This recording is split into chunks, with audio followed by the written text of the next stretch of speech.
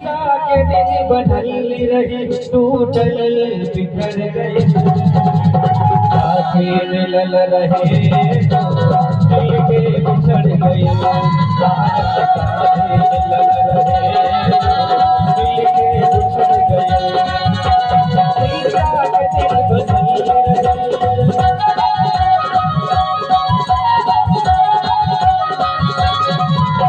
सीता के दिन बनल टूटल बिखर गए, साथी मिलल रहे दिल के बिछड़ गए, साथी मिलल रहे दिल के बिछड़ गए।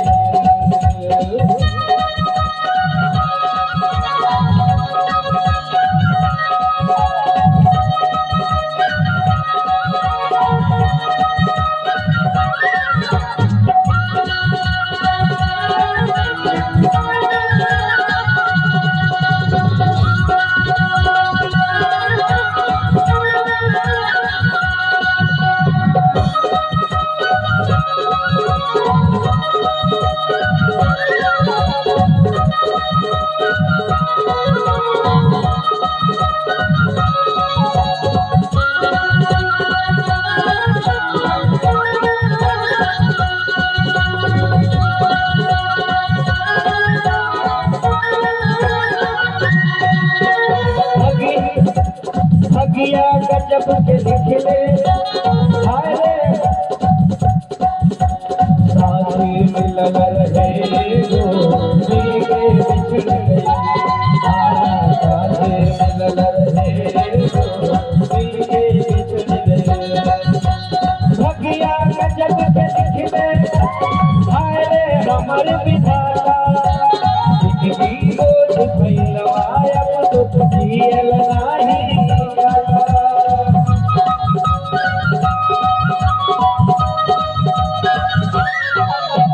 भगिया गजब के लिखले हाय रे हमर विधाता, जिंदगी बोझ फैलवाया दुख जियल नाही जाता, जियल नाही जाता। एकरा ले करी सिकवा, एकरा ले करी सिकवा, सब कुछ बदल गई, साथी मिलल रहे दिल के बिछड़ गए, साथी मिलल रहे दिल के बिछड़ गए।